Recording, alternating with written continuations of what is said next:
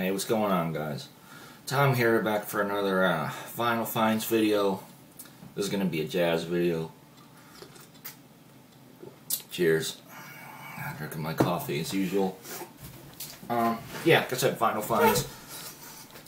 Mostly free jazz, spiritual jazz type stuff, so yeah, you know how I do. Just get into it then. First up here we got, I don't know where to put this now. I changed some stuff around, so there we go. At least I'll put it there. First up, Ornette Coleman Quartet.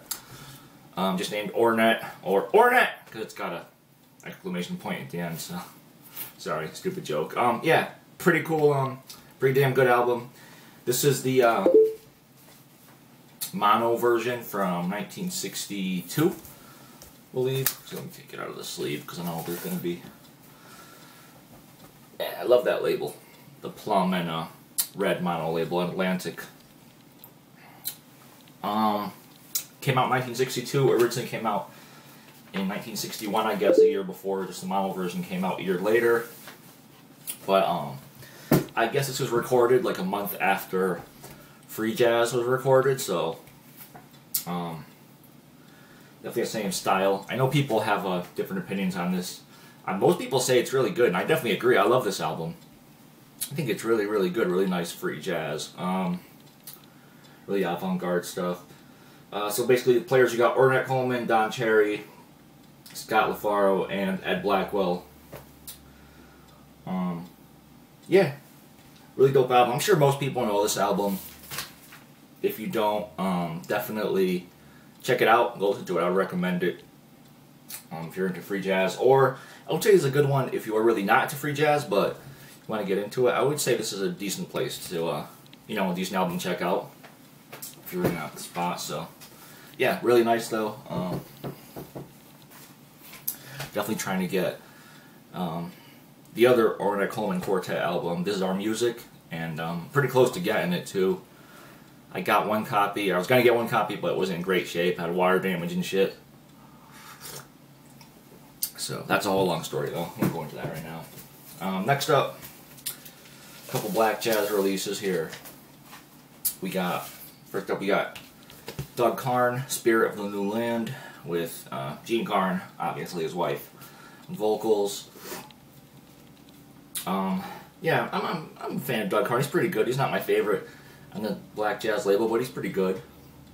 A really good album. This is you know, really spiritual, funky, soul jazz stuff. This is from 1972, I believe, and you got Doug Karr obviously on piano, organ, Gene Karr on vocals, as I said, George Harper on tenor and soprano sax, bass, clarinet, flute, Charles Tolliver on flugelhorn, Garnet Brown trombone, Earl McIntyre on tuba, and Al Muzone on drums. It is a quadraphonic recording, as you know, these were. I'll show you the brown, or I guess it's called the red black jazz label. So really cool. Love that label too. Really like the black jazz label. It's just simple but really cool. Yeah, some of the lyrics on here are really like, you know, kind of like what was going on around that time in the black African American community. So in the black community. Early 70s, you know, a lot of shit going on, obviously, so. But yeah, definitely, like I said, funky, soul jazz, spiritual, yeah, type stuff. Yeah, another one to add to my black jazz collection. I definitely recommend it. Alright, and then after that, we got another black jazz joint, Rudolph Johnson, Spring Rain. This is also from the early 70s, 71. Fortunately, it does have some water damage on the side here. It looks like it got hit with some spring rain, but it's alright. There's no splits or anything, so pretty cool. Yeah, pretty good album. This is more kind of also in that soul jazz style, funky, but in the more kind of contemporary, straightforward jazz, as opposed to you know, kind of more free. Still good though. Definitely has some tinges of, you know, freer playing. I did pick up a second album as well, The Second Coming, which I'll be talking about in my next video. Picked it up recently, but yeah, that one, this is good. That one is a lot more free and a lot more, you know, open. I think I definitely prefer that one over this one. Not to say that this is bad. I don't want to take anything away from this, but I just prefer that one a little bit more. And this is on the brown Black Jazz label. By the way, this vinyl is like one of the flimsiest pieces of vinyl I've ever seen. Like, it just breaks so easily. I don't know what was up with this one, with this pressing, but it was so flimsy. I know Black Jazz weren't, you know, they weren't really known for their great quality vinyl, I guess, but it was just weird. I never got one like that was that bad. So, and it seems like a great, like, you know, like a decent original pressing. I've never heard of Black Jazz stuff being bootleg. It sounds weird. So, anyway, moving on. We got an 80s album here. This is a dollar find. Arthur, I was going to say Arthur Doyle, Arthur Blythe, Illusions. I think this is from 1980. Yep, 1980 on CBS. This is a gold stamp promo. Let me show you the just a regular Columbia label there. Pretty cool. I've only listened to this once. Definitely have to go back and check it out again, but it was pretty good for 80s jazz. I'm not the biggest fan of 80s jazz, but I do like Arthur Blythe, and yeah, pretty decent. I'll definitely have to go back and check it out, though. If you guys heard this, let me know what you think. For players, you got Fred Hopkins, Steve McCall on drums, Fred Hopkins on acoustic bass, John Hicks on acoustic piano, James Blood Ulmer on electric guitar, which I'm not familiar with him, Abdul Wadud, I've always had problems saying his name, Abdul Wadud, I think it is, cello, Bob Stewart on tuba, and Bobby Battle on drums. So once again, from 1980. Sorry if there's a glare on this, I just can't really do anything about that. Yeah, Arthur Blythe, Illusions, dollar find, pretty cool, so I had to pick it up. This next one here, I'm really excited about. My first Hat Hut. I'm not sure if it's pronounced Hat Hoot or something, or Hat Hut. I've always heard Hat Hut, so I'm going to say it. This is Cecil Taylor, Garden. Basically Cecil Taylor's solo piano work from the early 80s. It was recorded live in concert in, I think, 79 or early 80s. It was released in 82 in Switzerland. It's a Hat Hut, it's a Swedish label, and recorded live, yeah, 1981 at a Jazz in Basel, or Basel, I believe it's called. Yeah, but really, really dope though. I love the packaging on these Hat Hut recordings too. This is kind of like a box set, as they call it, type thing. If you ever seen one of these, opens up right here and has I want the LPs to fall out, but opens up like that, and then like that. So pretty cool. But the music on here, amazing, especially for 80s Cecil Taylor. I think this is some of his best stuff from the 80s. Like I said, I'm not a big fan of 80s jazz, but if it was all like this, it would definitely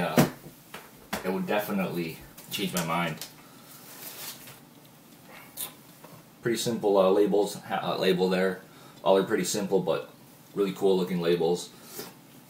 A few tracks on here. The first track, which I have no idea how to say, I think it's LL, it's E-L-E-L-L, so, but 26-minute track, really, really dope.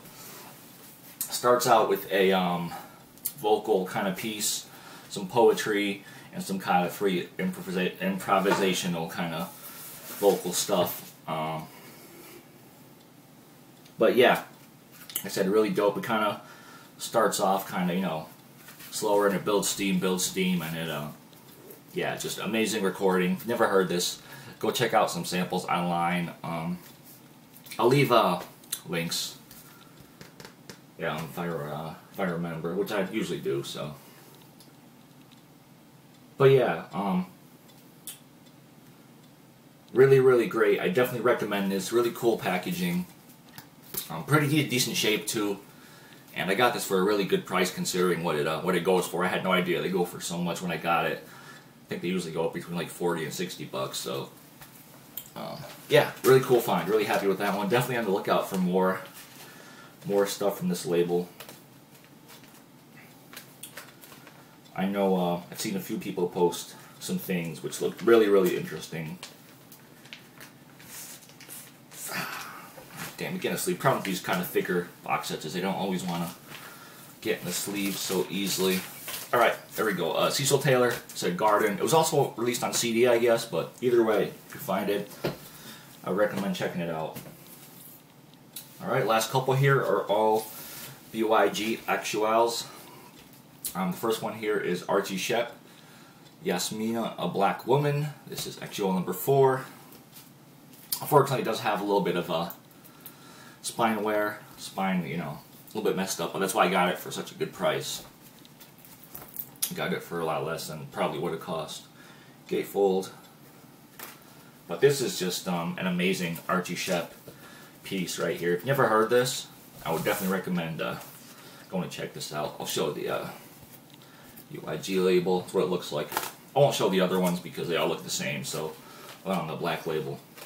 But yeah, like I was saying, 3 tracks on this. The first track is really more, really more free jazz, kind of spiritual stuff. The other 2 are a bit more kind of straightforward hard bop style, but all really, really dope. And the players on here, really great players on here. So you got Clifford Thornton, Lester Bowie, Arthur Jones, Archie Shepp, obviously Roscoe Mitchell. Basically a good piece of the art ensemble of Chicago. Dave Burrell, Malachi Favors, Earl Freeman, Philly Joe Jones, Sonny Murray, Art Taylor, Lawrence Devereaux, Hank Mobley. Let me see, and I guess that's it. But yeah, so just by that lineup right there, if that's not enough for you, then I don't know. But I would definitely recommend this. Like I said, I've heard this album quite a bit before actually picking it up.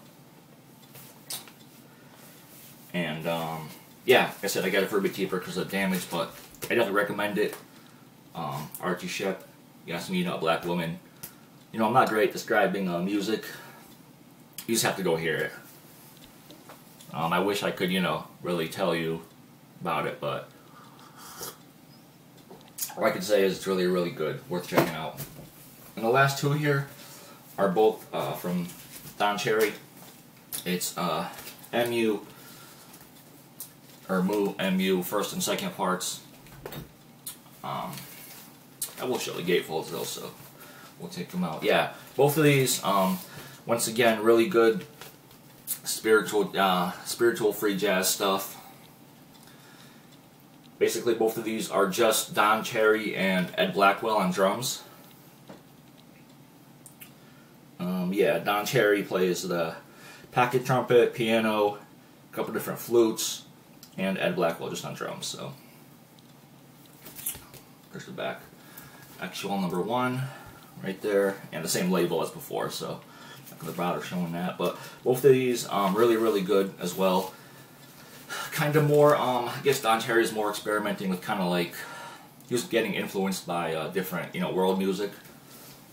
Different types of world music, and you can definitely hear the influences on here. There's definitely hints of, you know, kind of blues. I don't know if I would call it Eastern music or what, but I guess Eastern music would be a good way to put it. Just both really dope, really different styles, a lot of different flavors, so all mixed in, and it all flows really, really well too.